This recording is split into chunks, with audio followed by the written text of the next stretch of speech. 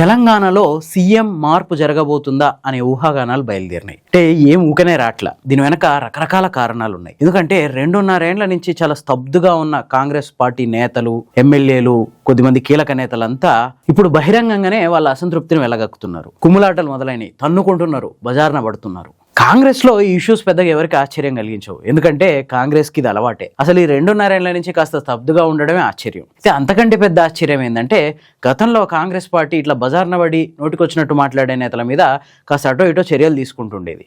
కానీ ఇప్పుడు అది కూడా తీసుకోవట్లేదు. ఇదే ఇక్కడ అందరికీ ఆశ్చర్యం కలిగించే విషయం. అసలు ఈ పార్టీలో జరుగుతున్న ఈ పంచాయతీలను ఆపడానికి అధిష్టానం ఎట్లాంటి కఠినమైన చర్యలు తీసుకోవట్లేదు, అసలు ప్రయత్నమే చేయట్లేదు అని చెప్పి అనిపిస్తుంది. దీనికి కారణం కూడా సీఎం రేవంత్ రెడ్డి వ్యవహార శైలి అని గుసగుసలు వినిపిస్తున్నాయి. ఆయనే ఉంటే తెల్లచీర ఎందుకని అసలు రాష్ట్రాన్ని నడిపే ముఖ్యమంత్రి మీదనే రకరకాల ఆరోపణలు వస్తుంటే, ఆయన తర్వాత స్థాయి మంత్రులు, నేతలు వీళ్ళ మీద ఏం చర్యలు తీసుకోగలుగుతుంది అధిష్టానం అని చెప్పి కాంగ్రెస్ లోని సీనియర్లే గుసగుసలాడుతున్నారు. ఎందుకంటే ఒకసారి జరిగిన పరిణామాలను అబ్జర్వ్ చేస్తే అసలు కొండా సుస్మిత ఎవరు ఏకంగా సీఎం రేవంత్ రెడ్డినే ఛాలెంజ్ చేస్తుంది, నోటికొచ్చినట్టు మాట్లాడుతుంది. ముఖ్యమంత్రి అయితే కళ్ళు నెత్తికెక్కినాయా అని అడుగుతానా నేను నిన్ను. ఇది అచ్చ కాంగ్రెస్ వర్సెస్ పచ్చ కాంగ్రెస్ అయింది. ఇక్కడ మొత్తం పచ్చ కాంగ్రెస్ మాత్రమే నడుస్తున్నది, ఇక్కడ అచ్చ కాంగ్రెస్ ఏది నడవట్లేదు. నీ ఇంకా బయటికి తీయాల్సిన చాలా ఉంటాయి.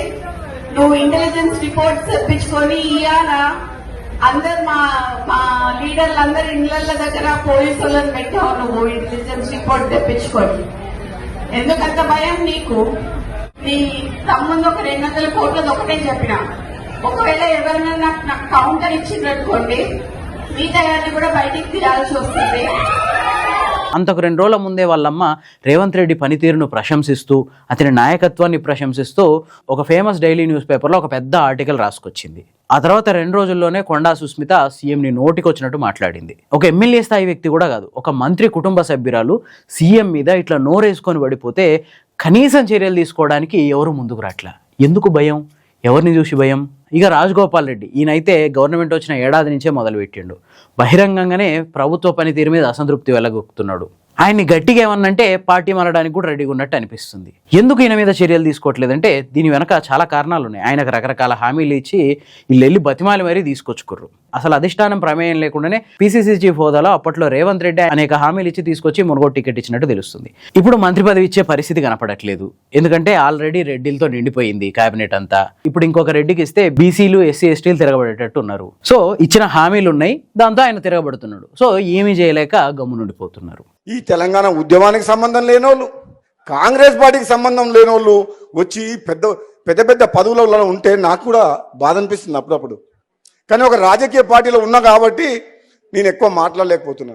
సేమ్ కొండా సురేఖ కుటుంబం పరిస్థితి కూడా అంతే. 2023 అసెంబ్లీ ఎలక్షన్స్ లో పరకాలతో సంబంధం లేని ఒక వ్యక్తిని తీసుకొచ్చి అక్కడ నిలబెట్టి పోటీ చేయించి గెలిపించి మొత్తం కొండా మురళిని అన్ని విధాలుగా అక్కడ వాడుకున్నారు. అందుకే ఏం అనలేకపోతున్నారు. అసలు కొండా సురేఖ చేసిన గొడవ మామూలుగా ఉందా? ఓఎస్డీ విషయంలో ఏకంగా గవర్నమెంట్ నే ఛాలెంజ్ చేసింది మంత్రిగా ఉంటూ. అంతేకాదు అసలు ఉమ్మడి వరంగల్ జిల్లాలో ఉన్న ఏ ఎమ్మెల్యేతో వాళ్ళకి పడట్లేదు. తోటి మంత్రులతో, ప్రధానంగా పొంగులేటి శ్రీనివాసరెడ్డితో అయితే ఉప్పు నిప్పు కింద ఉంది ఆమెకి. అయినా కూడా ఆమె మీద ఎట్లాంటి చర్యలు లేవు. ఇక నిన్నగాక మొన్న వనపర్తిలా చిన్నారెడ్డి, మేఘారెడ్డి అలా పంచాయతీ ఏందో చూసినాం. మొత్తం బజార్న పడి కొట్టుకున్నారు. నువ్వు అవినీతిపరుడు అంటే నువ్వు అవినీతిపరుడివి, నువ్వు పైసలు ఇచ్చి టికెట్ కొనుక్కున్నావంటే పైసలు ఇచ్చి ఆయన టికెట్ కొనుక్కుంటే ఆయనకు టికెట్ ఇచ్చింది ఎవరు? పీసీసీ చీఫ్ గా. అంటే పైసలు తీసుకొని టికెట్ ఇచ్చినట్టే కదా, రెండూ తప్పే కదా. ఇక్కడ ఎవరు బదనామైంది? గతంలో కాంగ్రెస్ పార్టీలో ఉండి 10 సంవత్సరాలు టీఆర్ఎస్ ప్రభుత్వం ఉంటే ఆ పార్టీలో పోయి అన్ని సంపాదించుకుని మళ్ళా వచ్చిన వాళ్ళకి వేసినారు. ఇదా కాంగ్రెస్ పార్టీ? ఇదా రాజకీయం? ఇక తర్వాత పోచారం శ్రీనివాసరెడ్డి, ఆయన అయితే బహిరంగంగానే చెప్పిండు, నేను పైసలు ఇస్తా అంటే కాంగ్రెస్ పార్టీలకు వచ్చిన, అదే పెండింగ్ బిల్లులు ఇస్తా అంటే కాంగ్రెస్ పార్టీలకు వచ్చిన అని. అంటే ఇట్లాంటి అలవిగాని హామీలు ఇచ్చి ప్రజాబలం ఉన్న నేతలందరినీ కాంగ్రెస్ లోకి ఈడ్చుకొచ్చి నిలబెట్టి గెలిపించుకున్నారు. తీరా ఇప్పుడు వచ్చేసరికి వాళ్ళకి ఇచ్చిన హామీలు అమలు చేయలేకపోతున్నారు. అదే ఈ తిరుగుబాటుకు కారణం అనిపిస్తుంది. ఇక తుంగతుర్తిలో మందుల సామెల్, ఆయన సీఎం వర్గం కింద మారినట్టు తెలుస్తుంది. ఈయనకు ఆపోజిట్ గా రాజగోపాల్ రెడ్డి అక్కడ ఏపూరి సోమన్నం తయారు చేస్తున్నట్టు గుసగుసలు అనిపిస్తున్నాయి. అంటే ఒకే నియోజకవర్గంలో 2 వేర్వేరు కుంపట్లు. ఆ జిల్లాలో కీలకమైన నేతది ఒక కుంపటి, సీఎంది ఒక కుంపటి. ఇక జడ్చర్లలో అనిరుద్ రెడ్డి, ఈయనదైతే ఇంకో ముచ్చట. ఆయన ఏం మాట్లాడినా అది గవర్నమెంట్ నిరుకున పెట్టేటట్టే ఉంటుంది. ఆయన కావాలని మాట్లాడుతుందో తెలియదు, తెలిస్తే ఒక మాట్లాడుతాడో తెలియదు. మరి ఇంత జరుగుతుంటే ఎందుకు చర్యలు తీసుకోలేకపోతున్నారు వీళ్ళందరి మీద? అసలు ఏం చేస్తుంది కాంగ్రెస్ క్రమశిక్షణ కమిటీ అంటే?